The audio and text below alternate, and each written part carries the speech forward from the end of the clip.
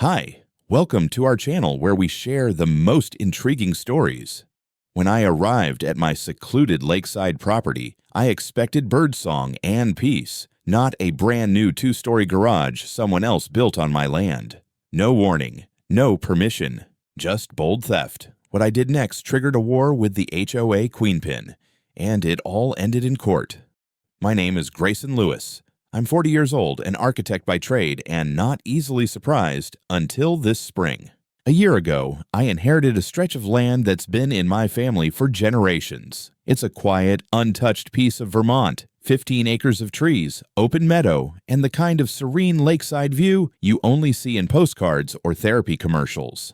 The kind of land you assume is immune to conflict. Turns out I was wrong. I don't live there full-time. I've got a home and a practice in Boston, so the property serves as my retreat, a seasonal escape from the noise and speed of the city.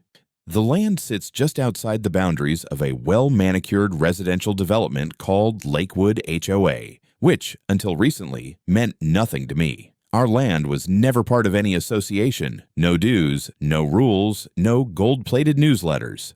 Just nature, inherited title, and peace. At least, that's how it was supposed to be. I arrived one Friday afternoon in late April, ready to shake off the city and spend the weekend fixing up the old boathouse. I was about halfway down the gravel road that winds through the trees to the meadow when I caught sight of something that didn't belong. My truck rolled to a stop as I stared at it, an enormous, freshly built garage. 2 stories tall, full concrete foundation, clean siding, steel-reinforced doors. I don't mean some slapdash utility shed. This thing was new, expensive, and unmistakably not mine. I parked and walked up, heart pounding, not from panic but from confusion that quickly edged toward fury. The structure sat squarely on my land, not adjacent, not near, on it. And it wasn't empty either. Inside were 2 dirt bikes, a stack of storage crates, a portable generator, and in a surreal twist of suburban comedy, a laminated Lakewood HOA sign screwed right into the drywall. There was even a motion sensor light mounted above the bay door, already wired and blinking like it had any business being there. I found the nearest neighbor, an older guy named Dan, who lived just on the other side of the HOA fence line. Dan didn't seem surprised to see me. He looked uncomfortable, like he'd been waiting for this moment to land. She said it was temporary, he told me, shifting on his porch steps. Said she got a permit from the county. Claimed she talked to someone in land use who okayed it, since no one had been on the property for over a year. I blinked. She? Karen, he said. Karen Ratliff, HOA president. Of course. That name hits different when it's attached to a chain of events that start with the theft of land and end, potentially, in a courtroom. I stared back toward the garage, fists clenched at my sides. Let me be very clear, Dan. I am the property owner. And that, I said, pointing, will not be standing here much longer. He didn't argue, just gave a soft whistle and muttered, "This is going to be a mess." He had no idea. I didn't sleep that night. Not because of fear or uncertainty, those emotions had burned off by dusk, but because I was too busy planning. If I'd learned one thing in my years dealing with property developers and bureaucratic red tape, it's this. Sometimes the only language people like Karen understand is action. Cold, swift, irreversible action. At sunrise, I made a few calls. Not to lawyers, not yet. I called 2 guys I trust with demolition work. Paul and Nate, brothers, local, no-nonsense types. By 9:30 a.m., they were on site with their trailer, their tools, and enough caffeine to fuel a small rebellion.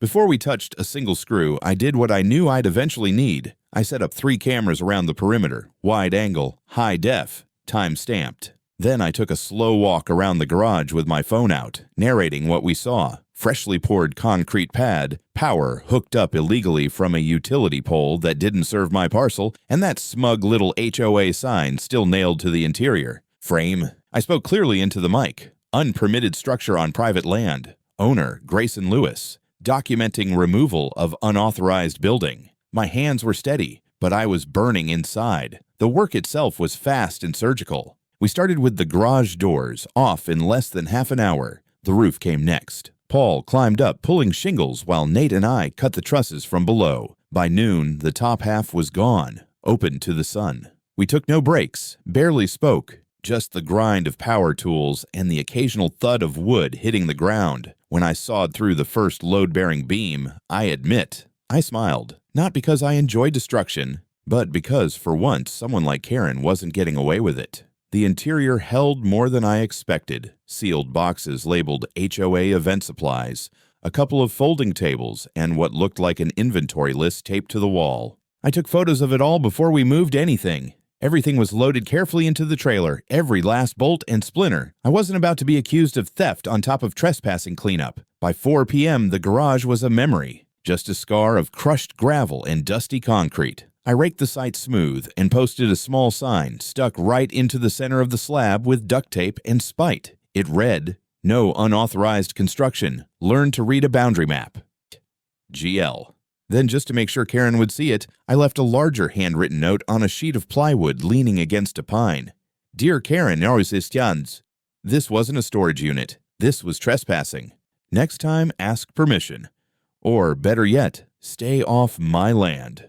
Sincerely, the actual owner." That night, I sat on the porch with a cold beer and watched the stars rise above the lake. I knew it wouldn't end there. People like Karen don't lose quietly. But for the first time since finding that monstrosity on my land, I felt like I could breathe again. I hadn't just removed a structure, I'd reclaimed the boundary, both physical and moral. And I knew the retaliation was coming. The storm didn't wait long. At 7:42 the next morning, I heard tires crunching on gravel with the kind of urgency that doesn't come from neighborly visits. I stepped out onto the porch with coffee in hand and saw it. A pearl-white SUV with Lakewood HOA magnets on the doors, fishtailing slightly as it skidded to a stop in the clearing. And then she appeared. Karen Ratliff, in all her fury, heels clicking across the dirt like war drums. She didn't speak at first, just stared at the now empty plot, her jaw slack, her entire body vibrating with disbelief. I didn't interrupt her, let her have her moment of shock. But then she turned, and God help me, the screech that came from her throat made birds launch from the treetops. "You destroyed it!" She pointed like she was casting a curse. Her face was crimson, her blonde bob twitching with every angry breath. I sipped my coffee. "I reclaimed my property," I said calmly, "and removed an illegal structure someone built without permission." Her voice climbed several octaves higher. "That was a $20,000 investment. That was HOA property. You just committed destruction of community assets, criminal damage, theft." I raised a hand. "Karen, stop. First of all, it was built on my land. I own this lot. I have the deed, the survey, and GPS-stamped photos showing the garage wasn't here 2 weeks ago. Second, she didn't let me finish. She whipped out her phone and started dialing. "I'm calling the police," she hissed, pacing in tight circles. "You're going to jail, Mr. Lewis. You can't just destroy public property." I set my mug down on the railing and looked her dead in the eye. "Good. Call them. I'd love to have this on record." She glared at me, waiting for me to panic. I didn't flinch. I wanted them here. The sooner we dragged this into the light, the better. 25 minutes later, 2 sheriff's deputies rolled up. Rural county. Fast response meant they were already nearby. Karen practically sprinted to the cruiser, waving her arms like someone had just stolen her child. That man tore down an HOA building. He destroyed it. It was on community land, and now it's gone. The older deputy stepped out and looked at her with a kind of blank, practiced calm. "Ma'am, slow down. Is there a threat right now?"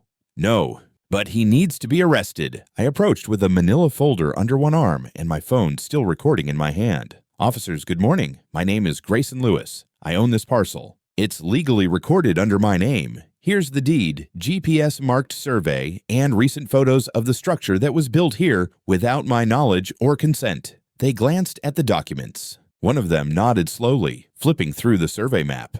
"This is parcel 42B? "Yes. My grandfather's land. I inherited it last year." Karen stormed over, face twisted in disbelief. "It's unmarked. There's no fence, no signs. How are we supposed to know where it started?" The deputy turned to her, patient but firm. "Ma'am, private property doesn't need a fence to be protected. Building something without permission on land you don't own is a violation." Her eyes widened with cartoonish incredulity. "But he wasn't here. We assumed it was unused." "Assumption," I said, "doesn't give you ownership, Karen." She pivoted like a malfunctioning robot. "Then why didn't you come to a meeting?" Why didn't you tell us?" "I don't need your permission to visit my own property," I said, "and I'm not part of your HOA. Never was, never will be." The younger deputy stepped aside to make a quick call, probably verifying ownership. The other officer looked between us, already weary. Karen had gone from rage to desperation. Her voice dropped to a tremble. "You don't understand. We were planning to use that building for events. It was going to be our community workshop. We were going to apply for grants. I had plans." I felt a flicker of something, pity. No, not for someone who builds on someone else's land and then claims to be the victim.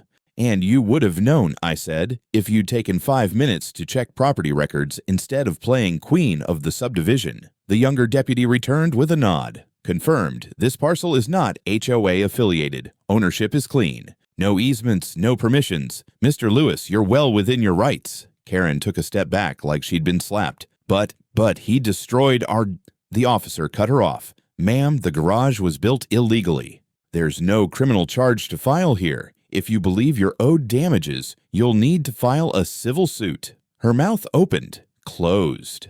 Then came the tears. Not real ones. Frustration tears. The kind people shed when power slips out of their hands. She turned toward me one last time, her voice venomous. "This isn't over." "I hope not," I said, "because the next round, I'll be the one filing." The deputies left. Karen stood frozen for a moment longer, then stomped back to her SUV. She peeled out so fast her tires threw gravel against her own HOA sign on the corner. And just like that, the battlefield lines had shifted. She'd brought in the law, and the law had sided with me. But Karen, she wasn't finished. She was just regrouping. I knew Karen wouldn't let the police visit be the end of it. She wasn't just angry, she was humiliated. And for people like her, humiliation isn't an emotion. It's a declaration of war. The summons came by certified mail just 6 days later. Glossy envelope, name embossed in gold like it was an invitation to a garden party instead of a legal threat. Inside, a civil complaint filed in the local county court. Plaintiff, Lakewood HOA, represented by Karen Ratliff, president. They were demanding $50,000 in damages for the unauthorized destruction of HOA property, citing emotional distress, reputational harm, and loss of community assets. The phrase malicious intent appeared at least 4 times. I read through it twice, once to process the absurdity, the second to marvel at the arrogance. She really thought this was going to work, and just to make sure I really got the message, Karen followed it up with a campaign. The next morning, several neighbors from the HOA side received letters, copies of the complaint, printed flyers describing me as a hostile property owner and dangerous to community cohesion. She posted publicly on the HOA Facebook group. Someone sent me screenshots. "If he can destroy the community garage, what will he target next? We must stand together." There was even a digitally altered photo of me standing in front of the demolished site with the caption, "Destroyer of Shared Dreams." It would have been funny if it wasn't so legally reckless. I called my attorney the same day. His name's Devin Reese. Straight-talking, ex-military, and very familiar with HOA overreach. I laid everything out. The timeline, the documents, the video evidence, and every absurd thing Karen had said or published. He read the complaint, chuckled, and said, "Oh, we're not just defending. We're going on offense." We filed a counterclaim the following week, not out of pettiness, out of principle. Devin built the response like a battering ram. Trespassing, unauthorized construction, violation of property boundaries, damages to land and soil, attempted fraud through misrepresentation, and most sharply, defamation for the public. Smear campaign. We included screenshots of her posts, scans of her flyers, and video of the structure's removal. The pièce de résistance, a drone flyover from a few months earlier clearly showing an empty lot, undeniably proving that the garage hadn't existed until recently. Devin filed everything in a single motion. The language was precise but brutal. And when we served Karen with our counterclaim, we didn't just drop it in her mailbox. We hand-delivered it to the HOA office, right in front of 2 board members and a not-so-subtly curious group of residents. A few days later, I noticed a shift. The posts stopped, the signs came down, and suddenly a few of those same neighbors who had received Karen's letters began reaching out, not publicly, but in private. Quiet messages like, "Didn't realize that land was yours. Sorry this got so crazy. If you ever need a statement, happy to help. That structure was definitely new. Karen hadn't just miscalculated my willingness to fight. She'd underestimated how little real support she had once things got serious. And now we were headed for court, not because I wanted a spectacle, but because I wasn't going to let her rewrite the rules of property law just to save face. She wanted to test the system. I was going to show her how it worked, page by page, law by law, because this time I was writing the narrative. Court dates have a strange way of aging you. You walk in thinking it's just procedure, but it feels more like stepping onto a battlefield. Karen came in dressed like she was attending a charity gala, white blazer, heels clicking on tile like she owned the place. Her smile was tight, her posture ramrod straight, eyes scanning the room like she was still hoping this whole thing might bend to her will. Spoiler, it didn't. Devin, my attorney, was calm as ever. Me, I was wired but focused. We had facts, paper, maps, footage, logic. Karen had theatrics, a smattering of HOA bylaws, and an ego with a ticking timer. The courtroom wasn't packed, but a few curious Lakewood residents showed up, neighbors who, I suspect, were no longer sure whose side they were on. A couple even nodded politely to me. Karen saw it. Her smile stiffened another notch. Opening statements were quick. Karen's lawyer painted the garage as a temporary community resource, built in good faith on disputed territory. He used phrases like mutual understanding and misinterpreted boundaries. I wanted to laugh, but I held it in. Devin? He didn't even flinch. When it was our turn, Devin stood and laid it all out. Cold, clean, no drama. He pointed to the GPS-verified property survey showing the structure deep inside my lot. Then to the time-stamped drone footage proving the garage wasn't there weeks before it mysteriously appeared. Then came the video of the demolition, calm, controlled, documented. And finally, he brought up the flyers, the Facebook posts, the digital defamation campaign. Karen squirmed. Her attorney objected half a dozen times, most of them overruled. Then came the witnesses. First up, a local zoning official. He confirmed no permits had ever been filed for that address, not for construction, utilities, or use of space. If this had come across my desk, he said, we would have flagged it immediately. There are strict setback regulations and environmental protections near that lakefront. Whoever built it violated all of them. Then Dan, the neighbor, took the stand. He was reluctant, but honest. Karen told me the land was vacant, said the HOA had permission. He shot me an apologetic glance. I didn't know it wasn't true until Mr. Lewis showed up. Karen's turn on the stand was something. She started strong, voice measured, hands folded delicately. Claimed she had a reasonable belief the land was unclaimed, that the garage was built to serve the greater good of the community, that it was my fault for not fencing the land or posting signs. The judge raised an eyebrow, and when Mr. Lewis removed the structure, the judge asked. Karen straightened. It was an act of aggression. He destroyed HOA property. He had no right. Devin stood. Ms. Ratliff, do you recognize this document? He held up a printed copy of a county assessor map, zoomed in, highlighted, notarized. It showed in black and white that the garage was 34 feet inside my property line. Karen paled. I hadn't seen that exact version. Did you attempt to confirm ownership before authorizing construction? Well, it looked abandoned. Is that a legal basis for claiming land? Silence. Then the kicker, Devin pulled up a printed Facebook post she'd made the day after the garage was completed. It read, our new HOA storage garage is up and running. If the landowner ever comes back, we'll just negotiate then. The room went still. The judge leaned back slowly. So, you knew this wasn't HOA land? Karen looked like she was about to melt into the floor. It was complicated. Actually, the judge replied, it's quite simple. By the end of the day, the verdict was as decisive as the wreckage I'd left behind weeks ago. The court ruled in my favor on every count. The structure was deemed an illegal encroachment. The HOA was found negligent, but the court held Karen personally liable due to her overreach and unilateral actions. She was ordered to pay $100,000 in damages and legal costs, a number that visibly knocked the air out of her chest. The court issued a formal injunction barring the HOA from any further development near my land and advised the county to audit all HOA external activities. Karen didn't cry. She didn't shout. She just sat there, blinking as the walls finally closed in.